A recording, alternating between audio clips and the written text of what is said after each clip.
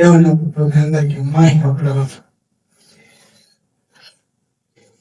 ఈ రోజు కోసం దేవుడు సిద్ధపరచబడిన వాక్యము సామెతల గ్రంథము 3వ అధ్యాయము 9వ వర్షం. నీ రాబడి అంతట్లో ప్రథమ ఫలము నీ ఆస్తిలో భాగం తెచ్చి యెహోవాను కనపరచుము. అయితే దేవుని వాక్యం సెలవిస్తూ ఉంది, దేవుణ్ణి కనపరచమని.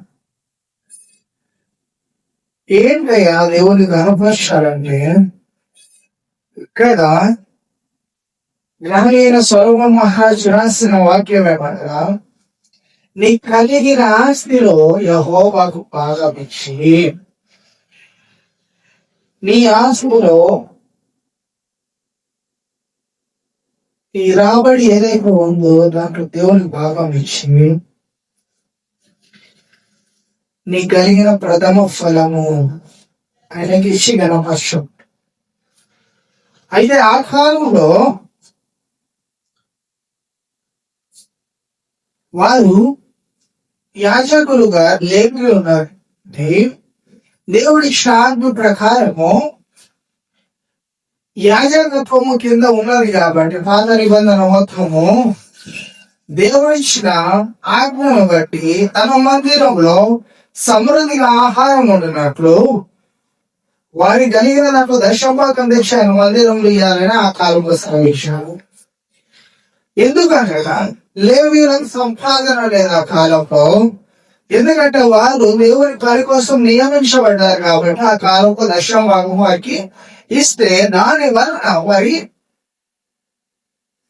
ఏదైతే దినం జరుగుతుందో దాని వలన వారి దినము జరిగేటి అనమాట. అంటే వారి కుటుంబ పోషణ గాని వారి పోషణ గాని జరగాలంటే వారు వేరే పనులు దేవుని పని చేస్తున్నారు, దేవుని మందిరపు పని చేస్తున్నారు. కాబట్టి ఆయన మందిరం పని చేసే వారికి ఆయన ఆస్తి ఆయన వారికి ఇచ్చినట్టు అక్కడ మనము చూసి ఉన్నాము. లేవీయులకు ఈ ప్రాధాన్యత ఇచ్చాడు. అందుకని జ్ఞానైన సొలొమోను మహారాజు ఈ వాక్యం రాస్తున్నాడు. ఎందుకంటే ఆ కాలంలో ఫిజికల్ థింగ్స్ ఇచ్చి దేవుని గణపరచడం ఏ విధంగా అంటే, దేవుని ఆ కాలంలో గణపరచడం ఎలా గణపరచేవారంటే, బలులు సమృద్ధిగా సమర్పించి, కృతజ్ఞతాత్మక బలులు సమర్పించి, లేదా వారి పొలంలో కలిగిన సేద్యములోంచి వచ్చిన పంటను దేవుడు తీసుకొచ్చి బలును సమర్పించి దాన్ని బట్టి దేవుని గణపరిచేవారు.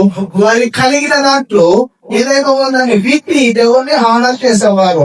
Honouring in the sense what ever the commandment is given by the God. ఏదైతే ఆత్మ దేవుని వలన ఇవ్వబడ్డదో ఆత్మను వాళ్ళు పాటించడమే హానర్ ఆ కాలంలో. అయితే ఆ వాక్కు ఏమైనదంటే, వారి కలిగిన దాంట్లోంచి తీసుకొచ్చి వారు వింటడమే ఆ వాక్కు దేవుని వాక్కు అయి ఉన్నది. అయితే వారు ఆ కాలంలో దేవుని మాటను బట్టి ఆయన వాక్కును బట్టి వారు తెచ్చి వింటేవారు ఆ కాలంలో. అయితే ఈ కాలంలో మనం దేవుణ్ణి హానర్ చేస్తున్నామా లేదా? అయితే ఆ కాలపు భక్తులు దేవుని మాట చొప్పున వారి కలిగిన ఫిజికల్ థింగ్ ని ఏం చేశారు? తీసుకొచ్చి దేవుని మందిరం సమర్పించారు. అయితే ఈ కాలంలో మనము దేవుని మాటను ఏం చేస్తున్నాము? హానర్ చేస్తున్నామా? అంటే దేవునికి మనము విలువనిస్తున్నామా? దేవుని మనము ఘనపరుస్తున్నామా? అయితే ఘనపరచడం అంటే ఏంటంటే, ఒకరి మాటకు మనం విలువించేదాన్ని ఘనత అంటారు, ఒకరిని మనం సన్మానించేదాన్ని ఘనత అంటారు, ఒకరికి మనము ప్రియాతి ఇచ్చేదాన్ని ఘనత అంటారు, ఒకరికి మనం ఇచ్చే స్థానము వేరే వారి కంటే స్పెషల్ గా ఉండేదాన్ని ఘనత అంటారు. అయితే నీ దేవుడైన యెహోవా నీ ద్వారా గణన పలుకుతూ ఉన్నాడా ఈ క్షణమునా? ఈ దినమున నీ భక్తి ఈ దినమల్లా ఎంత భక్తి చేసినప్పటికీ, నువ్వెంత ప్రయాస పడినప్పటికీ దేవుడిలో గణపరచకపోతే ఆ భక్తి వ్యర్థమే. నీ భక్తిలో దేవుని యొక్క ఘనత ఉంటేనే అది భక్తికి. నీ భక్తిలో దేవునికి మహిమ వస్తేనే భక్తి కిందకి దిగబడుతుంది. లేకపోతే నువ్వు దినవల్ల ప్రయాసం పడి నీ దేహాన్ని చంపుకుంటున్నా, నీ దేహాన్ని కొట్టుకుంటూ ఉన్నా, నువ్వు ఉపస్థితి అయిన సన్నిధిలో మోపెళ్ళి ఘోషాడినప్పటికీ అందులో ఆయన మహిమ లేకపోతే, అందులో ఆయన ఘనత లేకపోతే నువ్వు ఆ భక్తి చేసే వ్యర్థమే. అయితే ఒక వ్యక్తిని నేను చెప్తాను బైబిల్ గ్రంథంలో. ఎవరైనా అంటే రాజు అయిన సౌలు గారు, ఆయన యుద్ధానికి వెళ్లే ముందు సమూయేలు ప్రవక్త రాకముందుకు బలిని అర్పించేస్తాడు. ఎందుకంటే ఆయన రావడం లేట్ అవుతుందేమో, అంతలోపు మనం బల అయిపోయకపోతే జనాలు తొందర పెడుతూ ఉన్నారు, వీళ్ళు పడి కొట్టేటట్టున్నారు నా మీద, యుద్ధానికి వెళ్ళాలి ఇప్పుడు మనం, అంతలోపు మనం బలి అర్పణ సమర్పించాలి, శత్రు దేశం యుద్ధానికి వెళ్ళాలి. కాబట్టి ఒకవేళ ప్రవక్త రావడం లేట్ అయితే, మనం వెళ్ళడం లేట్ అయితే వారు మా మీద పడి దాడి చేస్తారేమో భయంతో మనుషుల మీద ఉండే భయమును బట్టి మరి ఏం చేస్తున్నారంటే, అక్కడ సౌలు రాజు గారు బలి అర్పణ ఆయన స్వకీయంగా ఇచ్చారు. యాజకులు చేయాల్సిన పనిని ఆయన చేశాడు. అయితే అంతమందుకు అమాలేకీయులను దేవుడు వారి జంతువులను వారిని నాశనం చేయమని దేవుడు సెలవిస్తే, జంతువులు బలిష్టమైన వాటిని బలి కోసం సపరేట్ గా పెట్టాడు, కొందరిని విడిచిపెట్టాడు. దేవుని మాటనైనా వినలేదా దేవునా? He's dishonored God's word. అయితే దేవుడిని ఆ రోజు సన్మానించలేదన్న గల కారణం ఏంటంటే, ఆయన స్వకీయమైన ఆలోచన ఆధారం చేసుకుని ఉండగా ఆయన దేవుని మాటగా వినక తన స్వకీయమైన ఆలోచన ఏదైతే ఉందో దాన్ని అక్కడ జరపడం జరుగుతుంది. అయితే దేవుని వాక్యం సెలవిస్తుంది, సమూయేలు ప్రవక్త మాట్లాడుతూ ఉన్నాడు, బలులు అర్పించుట కంటే మాట వినుట శ్రేష్టము. నువ్వు బలులు అర్పించడానికంటే దేవుని మాట వినుట శ్రేష్టమని మాట్లాడుతున్నాడు ఆయన. నువ్వు దేవుని మాట ఈ దినమును వింటున్నావా? దేవుని మాట ఈరోజు నీ అంత నెరవేర్చబడుతుందా? దేవుడి ఇచ్చిన ఆజ్ఞలను పాలన చేస్తూ ఉన్నావా? దేవుడి ఇచ్చిన వాక్కు నీ జీవితంలో నెరవేర్చబడుతున్నాయి. అయితే దేవుని మనము ఎన్ని విధాలుగా కనపరచరు. ఒకటి, ఆయనను మనము ఆయన మాట వినడం బట్టి కనపరచవచ్చు. ఇంకొకటిగా ఎలా కనపరచవచ్చు? మన క్రియలను బట్టి, మన కార్యాలను బట్టి దేవుడు వేరే వారి ద్వారా స్తుతి పొందుతాడు. మన భక్తిని బట్టి, మన ప్రవర్తనను బట్టి వేరే వారు దేవుణ్ణి ఘనపరుస్తున్నారు. లేఖనం సెలవిస్తుంది, ఏమని సెలవిస్తుందంటే, మిమ్మల్ని బట్టే కదా అన్యులలో నా నామము ఏం చేయబడుతుందంట. దేవుడు సెలవిస్తున్నవాడు, మిమ్మల్ని బట్టి అన్యులలో నా నామము దూషించబడుతుంది. ఎందుకంటే మన ప్రవర్తన, మన భక్తి బట్టి. దానియేలు తన ప్రవర్తనను బట్టి, తన భక్తిని బట్టి రాజు వచ్చి సింహాల గుహ దగ్గర నిలబడి, దానియేలా నీ దేవుడు నిన్ను కాపాడాడంటే, మొదటిగా ఆ వ్యక్తి మాట్లాడుతున్న మాట, రాజా నువ్వు చిరంజీవి అవునుగాక, నా దేవుడు నన్ను కాపాడాడు. ఆ రోజు నేను మాట్లాడుతున్న మాట, నీ దేవుడు సమస్త లోకములో దేవుడు. He's honoured. ఆయన ఆ దేవుని గణపరచుడు. వారిని బట్టండి, దానియేలును బట్టి. కానీ ఈ దినంలో ఎలాగుందంటే, మనల్ని బట్టి మన దేవుని నామము ఘనపరచబడడం పక్కన పెట్టి, మనల్ని బట్టి మన దేవుని నామము అపహసించబడుతుంది. మనల్ని బట్టి మన దేవుని నామము గెలిచేయబడుతుంది. మనల్ని బట్టి ఆయన నామము దూషణమలో గల కారణం మన ప్రవర్తన సరిగా ఉంటేనే కదా. మన ప్రవర్తనను బట్టి ఒకడు నీ దేవుడిని గాని నేను గాని జడ్జి చేస్తాడు. వీళ్ళలో ఇదిలో ఏమైందంటే వారేమో వారు చర్చలు ఉంటారు కానీ వారి జీవితం ఇది. By seeing your life, the people are changing your life. దాన్ని బట్టి నీ దేవుని బట్టి వారు చర్చికి వెళ్ళే వాళ్ళంతా ఇంతేనే మోలే అనేదాన్ని బట్టి వారు ఏం చేస్తున్నారు? చర్చ చేస్తున్నారు. అందుకని కీర్తనకారుడైన దావీదు రాశాడు. ఏమని రాశాడంటే 32వ కీర్తన 8వ వచనంలో కీర్తనకారుడైన దావీదు మాట్లాడుతున్నాడు. నీకు ఉపదేశము చేసటను నీవు నడవలసిన మార్గము నీకు బోధించగలను. దేవుని నుండి వచ్చిన మాట, ఆయన ఉపదేశం మనకు చేస్తున్నాడట. ఉపదేశానికి మనం ఏం చేయాలంట? లోబడి ఉండాలి. ఇదే వాక్యము సామెతల గ్రంథం 1వ అధ్యాయము మనం చూస్తున్నట్లయితే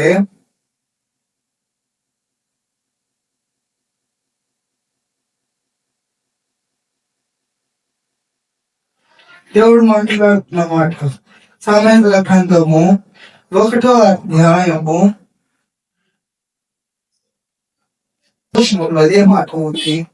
నా కుమారుడా, నా ఉపదేశం, నీ తల్లి ఉపదేశం ఆలకించు, నీ తల్లి బోధను త్రోసివేయకము అని మాట్లాడుతున్నాడు. దేవుడి ఉపదేశం ఆలకించాలి. ఉపదేశం అంటే మంచి ఉద్దేశముతో చేసే పని. ఉపదేశము అంటే పైన నుంచి దేవుడు నీకు బోధించే వాక్కు. ఉపదేశము అంటే ఆయన చిత్తం ఏమైనదో దాన్ని నీకు తెలియపరచే వాక్కు. అది ఉపదేశము అంటే నీకు బహు జరిగేది, నీకు మేలు చదివేది, నీకు మేలుకరంగా ఉండేది. అయితే ఇక్కడ ఎవరు మాట్లాడుతున్నారంటే తండ్రి అయిన దావీదు మాట్లాడుతున్నాడు. ఏమని మాట్లాడుతున్నాడంటే దేవుడు తన సెలవిచ్చిన వాక్యము ఆయన ఉపదేశానికి చెవియొప్పుతాడంట. అయితే ఇక్కడ తన కుమారుడైన సొలొమోను మహారాజు కూడా మాట్లాడుతున్నాడు.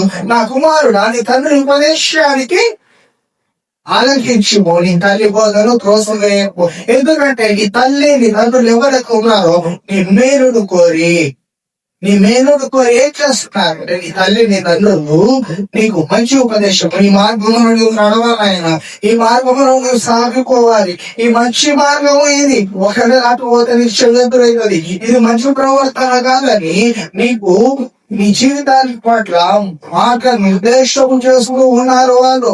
అయితే యెహోవా, దేవుడైన యెహోవా కూడా వారికి మార్గ నిర్దేశం చేస్తూ ఉన్నాడు. ఏమని చేస్తున్నాడంటే జీవములకు వెళ్ళే మార్గము నేనే ఉన్నాను, నా ద్వారా తప్ప ఎవడు క్రియతకు చేయలేడని క్రీస్తు మాట్లాడుతూ ఉన్నాడు. నా ఉపదేశములకు చెయ్యబడి అని. ఎందుకంటే నీ ప్రవర్తనను బట్టి, నీ సంస్కారమును బట్టి నీ దేవుని నామం హెచ్చించబడుతుంది. నీ ఇదిగో ఉపదేశం ఏదైతే ఉన్నదో ఈ ఉపదేశాలను గ్రహించిన నీవు జాతకాన్ని వాని వారి నిలబడి ఉండవు. ఆపత్కాలమున యెహోవా నిన్ను నిలబెట్టును, ఆపత్కాలమున యెహోవా వాక్కు నీకు తోడై ఉండదు. ఉపదేశం ఏమై ఉన్నదంటే నిన్ను మరణానికి, శాపానికి దూరంగా నిలబెట్టేదై ఉన్నది. ఉపదేశం ఏమై ఉన్నదంటే నీ మార్గములను సరిగా చేసుకొని, నీ మార్గములను సరి చేసుకొని దేవుని మార్గంలో నచ్చడానికి ఉపయోగపడుతుంది. ఎప్పుడైతే తప్పిపోయిన కుమారుడు తన స్నేహితులతో కలిసి చెడు వేస్తున్నాడు ఉన్నాడు, ఆ సమయంలో ఆ తల్లి చెప్పి ఉంటాడు అనేక వారు, కుమారుడా ఇది మంచి మార్గం కాదు నాయనా, నువ్వు వెళ్ళేది ఇదిగో ఈ వ్యసనాలకు నువ్వు వెళ్ళదు, ఇది మద్యం తాగడము, ఇదిగో స్త్రీలకు విమర్శించడం, ఇది మంచి మార్గము కాదు నాయనా. ఇది నేనేం చేస్తున్నాను, నాశనానికి తీసుకెళ్తుంది. ఈ మార్గము నేనేం చేస్తుందంటే మరణం వైపు నేను నడిపిస్తుంది. ఇది ఈ మార్గం నేనేం చేస్తుందంటే పాపం వైపు నీ అడుగులు వేయిస్తుందని ఆ తండ్రి మాట్లాడించు మనం మాట అభిపేడ కుమారుని. అయితే ఆ తండ్రి మాట ఉపదేశము బేఖాతరు చేసిన ఆ కుమారుడు ఏం చేస్తాడంటే తండ్రి ఉపదేశంలో పెడచెవులు పెట్టి ఏం చేస్తాడంటే ఆ ఇంటిని వదిలి తన కలిగిన ఆస్తిని యావదాస్తిని ఏదైతే ఉందో తనకు కావలసిన భాగము తీసుకొని తన స్నేహితులతో కలిసి విందులు విలాసాలు జరిపాడు. ఆ విందులు విలాసాలు ధనం ఉన్నన్ని రోజులు జరిగాయి. ధనం ఉన్నన్ని రోజులు జనులు తనతోనే ఉన్నారు. ధనం ఉన్నన్ని రోజులు మనుషులు తనను అంటు పెట్టుకొని ఉన్నారు. ఎప్పుడైతే తన దగ్గర ధనం అయిపోయినదో, ఎప్పుడైతే తన దగ్గర కలిగిన సంస్థలు తాను కోల్పోయినాడో మనుష్యుల ద్వారా, తన స్నేహితుల ద్వారా. అయితే ఆ సమయంలో ఎక్కడున్నాడంటే పందుల మందలు మేపుతూ పందులు తినే ఆహారం ఆఖరిగా నిలబడిగా ఉన్నాడు. అదైనా దొరుకుతుందేమో, ఆ పొట్టైనా దొరుకుతుందేమో అని ఆశ కలిగిన వాడుగా తండ్రి ఉపదేశం కనుక ఏ స్థితికి వచ్చిందంటే ఆ కుమారుడు ఒకనొక సమయంలో ఆ తప్పిపోయిన కుమారుడు రాజ్య కుమారుడు తన ఇంట్లో తన కింద పని వాళ్ళు ఉన్నారు. తన తండ్రి దగ్గర అనేక మంది పోషించబడుతున్నారు. చిన్నగారం వలె ఇది టీ తీసుకురమ్మంటే తీసుకొచ్చి పెట్టేవారు. భోజనం కావాలంటే బెడ్ దగ్గరకు వచ్చేది. ఇది నాకు కావాలంటే బెడ్ దగ్గరకు వచ్చి సమస్తం పడేది. అయితే ఎప్పుడైతే తన తండ్రి ఉపదేశమును ఆలోచింపక తన తండ్రి ఉపదేశము తోసిపుచ్చాడో ఆ కుమారుల పరిస్థితి ఏమైందంట, ఆహారానికి వెతుక్కునే స్థితికి వచ్చాడు. ఆహారానికి వెతుక్కునే స్థితికి వచ్చి ఆ కుమారుడు ఏం చేశాడంటే తన సమస్తము కోల్పోయి ఒంటరి అయి నిలబడ్డాడు. అయితే అప్పుడు జ్ఞాపకం వస్తుంది ఆ కుమారుడికి ఏమని అంటే నా తండ్రి మాట వింటే నేను బాగుండును, నా తండ్రి ఉపదేశం నాకు మేలు చేసేది. ఆ దినంలో నా తండ్రి ఉపదేశం నాకు చెప్పాడు, వెళ్ళొద్దునాడు లోకంలో నేను నాశనంలో నడిపిస్తాను, లోకం నేను పాపంలో నడిపిస్తుంది, లోకము నీ కలిగిన సంస్థలను చేసుకొని నిన్ను దూరం చేస్తుంది. స్నేహితులు ఇవి అన్ని ఏం చేస్తాయి అంటే నీ కలిగిన దాని సంవత్సరం తీస్తూ వేస్తాయని చెప్పినప్పుడు ఆ కుమారుడు తండ్రి మాటను వినలేదు. అయితే ఎప్పుడైతే ఆకలితో కడుపు కాలిపోతూ అప్పుడు జ్ఞాపకం వచ్చిందట. ఏమని జ్ఞాపకం వచ్చిందట అంటే నా తండ్రి అనేక మంది పరివారు ఉన్నారు, నా తండ్రి అనేక మంది నిలబడినారు. అయితే ఈ అనేక మంది ఎవరైతే ఉన్నారో తన తండ్రి వారి పోషణ జరుగుతుంది. నేను నా తండ్రి ఇంటిలో పరివారు వలె ఉంటారని తిరిగి వెళ్ళాను అవకాశం. అయితే ఆ తండ్రి కృప కలిగిన తండ్రి ఇదిగో తన కుమారుని తప్పును క్షమించి ఆ తమ కుమారుడు దోషంలో క్షమించి మరలా తన కుమారుడు యొద్దకు స్వీకరించాడు. అయితే మనము అపవాది వేసిన బీజములు, పాపం అనే బీజం ఏదైతే అది విత్తితో అది పాప పరిపక్వత చెంది అది మరణము అంటూ ఉంటే ఆ మరణంలో పాలిగామైన వారు ఎవరయ్యా అంటే ఆ దేవుడు ఆ మొదటి ఆదాము పాలిగాడు. ఆ బీజం అతనిలో పడింది. ఆ బీజం పడుట వలన మరణం లోకంలో సంక్రమించింది. ఆ మరణాన్ని తీసివేసి దేవుని మహిమ ఏదైతే మనుషులు కోల్పోయినాడు దాన్ని మరలా ఆయన వేయడానికి మరలా ఏం చేస్తాడు, మానవ రూపం ఎత్తి గొర్రెగా బలి అయ్యి ఇదిగో తండ్రికి నిత్య బలియాగం యాజకులు వారి మన పక్షాన పాప పరిహారకు మరి సమర్పించి ఏం చేశారంటే దేవునికి ఒక జనంగా మనల్ని చేయడానికి సిద్ధపరిచాం. అయితే దేవుని మాటలు మనం వింటున్నామా ఈ దినమున? దేవుడు నా స్వకీయమైన అనుభవాన్ని వాడు చెబుతున్నాను. దేవుడు ఏదైనా తప్పు చేస్తున్నాడో దేవుడు కళలో నన్ను హెచ్చరిస్తూ నా అతిక్రమము నా విధేయతను బట్టి దేవుడు పలువారు నన్ను హెచ్చరిస్తూ ఆయన బోధనలను త్రోసం వేసిన ఎడలా ఆయన హెచ్చరిక నేను కొట్టివేసిన ఎడలా నేను సజీవ లెక్కలలో ఉన్నాను. ఎందుకంటే నా జీవానికి అధిపతి ఆయన, నా ప్రాణానికి అధిపతి ఆయన, ఈ లోకానికి సర్వ సృష్టికి మూలకర్త ఆయన. ఆయన మాట అయినా గొప్పదో భూమి మీద వీచే గాలి సైతమునలోకి ప్రవేశించదు. ఎందుకంటే గాలిని కొట్లలో పంపువాడు ఆయన. నీ అతిక్రమములు ఆయన గద్దించినప్పుడు ఆయనకు ఆ గద్దింపులకు లోబడాలి. ఎవరిని గద్దిస్తాడు? ఆయన ప్రేమించిన వారిని ఆయన గద్దిస్తాడు. ఒకవేళ నేను ఆయన ప్రేమించకపోయింటే నేను మరణానికి అప్పచెప్పేవాడు. ఆయన నిన్ను ప్రేమించకపోతే నువ్వు నాశనానికి వచ్చే నష్టం లేదు. ఆయన నిన్ను ప్రేమించడు గనుక నువ్వు మరణం చెందకూడదని, నువ్వు దోష మార్గంలో ఉండకూడదని, పాపుల మార్గంలో నీవు ఉండక, మొదటి కీర్తనలో దేవుడు సెలవిస్తున్న మాట, పాపుల మార్గంలో నీవు నడవకూడదంట, నిలవకూడదు. అయితే దాంట్లో ఉండకుండా ఆయన మార్గమై ఉన్నాడు. ఆయన ఉపదేశం చేయించున్నాడు. ఆయన ఉపదేశం అంటే చెవి యొగ్గుము. ఆయన ఉపదేశం ఏం చేయాలి? చెవి యొగ్గాలి. ఎందుకంటే నీ జీవం ఆయన చేతిలో ఉంది కాబట్టి, నీ ప్రాణము ఆయన కాలుసైగలలో, నీ ప్రాణానికి ఆజ్ఞ ఇచ్చాడా నువ్వు ఈ దేహాన్ని వదిలిపోమని. ఎందుకంటే ఆ ప్రాణం తన దేవుని మాట విధేయం కలిగినది. పొట్లలో గాలిని నిలబెట్టగలిగిన సమర్థుడు సమస్తమైన మాట వినుటకు లోబడి పని. అయితే ఆయన గద్దింపులకు మనం ఎప్పుడైతే లోబడతామో, ఆయన గద్దింపు మనల్ని ఏం చేస్తుందంటే ఆశీర్వాదం వచ్చేట మనల్ని నింపుతుంది. ఆయన గద్దింపు మనల్ని ఆశీర్వదించబడేలా చేస్తుంది. ఎప్పుడైతే మనం ఆయన మాటకు లోబడతామో మనకు ఆశీర్వాదం మెండుగా వస్తుంది. ఇదే సామెతల గ్రంథంలో రాయబడి ఉంది. 1:28, 25 నుంచి 28 వరకు మనం చూసుకున్నట్లయితే అది ఏం చేస్తుందంటే మనల్ని ఆస్తిపరులుగా చేస్తుంది. అది మనల్ని ఏం చేస్తుందంటే మన జీవమునిస్తుంది, సమృద్ధినిస్తుంది. ఆయన గద్దింపులకు లోబడితే, దేవుని గద్దింపులకు లోబడాలి. ఎందుకంటే ఆయన గద్దింపుకు లోబడాలి. రాజు అయిన సౌలు మరణాన్ని తెచ్చు ఆయన గద్దింపు లోబడగా పరమంతో సృష్టి చేయగలిగిన అదే భక్తులు అనేకము పాతాల నిత్య కుంకుమలో పడి ఉన్నాయి. వాటి కోసం సిద్ధపరిచినాడు. ఆయన గద్దింపుకు లోబడకపోతే, నీ సృష్టికర్త మాట నువ్వు వినకపోతే, ఆయన ఉపదేశము నీవు ఆలపించకపోతే, నీ మీది హఠాత్తుగా మరణం వచ్చును.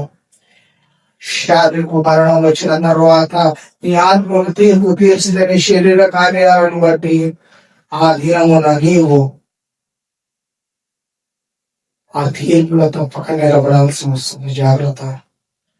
అయితే ఈ దినమున దేవుడు నన్ను గద్దించిన ఆ గద్దింపును బట్టి నేను ఆయనకు లోబడుతూ ఉన్నాను.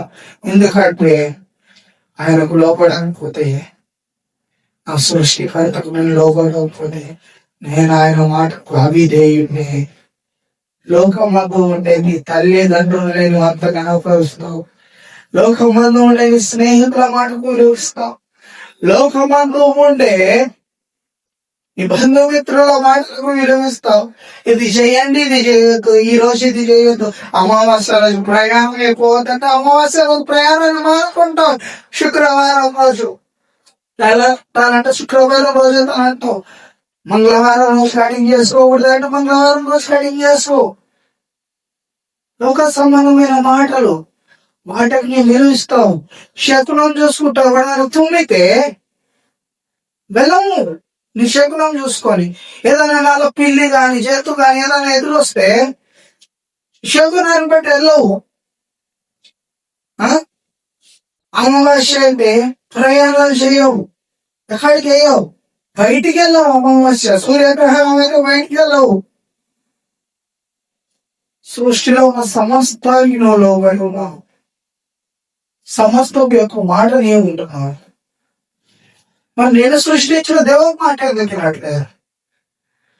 ఆయన మాట ఉపదేశం ఏమవుతుందంటే జీవాన్ని కలిగజేస్తుంది. ఆయన ఉపదేశం నీకు ఏం చేస్తుందంటే నేను మృతులలోకి దిగిపోకుండా నిలబెడుతుంది.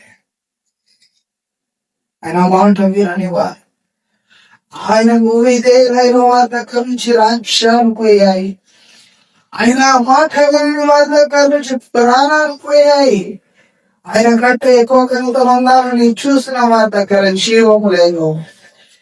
రాజ్యమును ప్రవేశించిన తర్వాత ఆ ప్రదేశమును బట్టి జనులు తనను గణపరిస్తే ఆ ఘనతను బట్టి నేను బహుగా ప్రసంగించానని ఎప్పుడైతే తలంచాను. తన ప్రసంగము దేవుని వలన వచ్చినది కానీ మనుషుల వలన వచ్చిన తన జ్ఞానం చేత చేసేదాన్ని కాదు. తన దేవుని గణపరిచిన తనను తాను గణపరచుకోవడం బట్టి దేవతతో మొత్తగా నువ్వు పురుగులు పట్టి చచ్చనని లేఖనం ఉంది. దేవుడి మొద్దు ఎప్పుడు వస్తుందంటే నువ్వు మత్తులో ఉన్నప్పుడే మత్తు వస్తుంది. ఏ మత్తయ్యా అంటే చీకటి అనే మత్తు, లోకపు సమానమైన మత్తు, అపవాది కలుగజేసే త్రాగుడు అనే మత్తు, విషారం అనే మత్తు, దొంగతనం అనే మత్తు, అబద్ధం అనే మత్తు, చెడు తలంపులు అనే మత్తు. ఈ మత్తు ఎక్కడైతే కలుగుతుందో దేవుడు మాట నీకు వినబడదు. మనం తాగుబోతు వాళ్ళకి ఎంత చెప్పినా ఏమవుతుందంటే వారు అప్పటి తర్వాత ఏం చేస్తుంది మర్చిపోతారు, తాగినప్పుడు చెప్పావు కదా అని. అలాగే మా మత్తులో ఉన్నప్పుడు దేవుడు ఈ వర్రి వాళ్ళ దేవుడు అంటాం జ్ఞానులను అపహాస్యం చేయగలిగిన సమర్థుడు. మీ జ్ఞానము ఆయన దగ్గర ఉండే బెర్రీ కంటే శ్రేష్టమైనది కాదని దేవుడు మాట్లాడుతున్నాడు. ఆయన మాట మనం విలువించగలరు. శాతగాని వారి వల్ల ఉండక నమ్మదగని వారి చేతిలో శిల్పము వల్ల నిలబడి చేతిలో చెక్కబడిన ఇదిగా ఆయన హస్తంలో చెక్కబడిన బొమ్మ వలని ఆయన నిలుపుకొని ఉన్నాడు. తన రక్త మాంసముల చేత నిర్మించుకొని ఉన్నాడు. ఇదిగో తన రక్తం ఇచ్చుకున్న సంఘాలు ఆయన మాటకు విలువిచ్చి ఆయన సంఘంలో ఉండాలని ఆశ కలిగిన వాడిగా దేవుడు కనుక మనమందరం దేవుడు ఆయన మాటకు విధేయులము.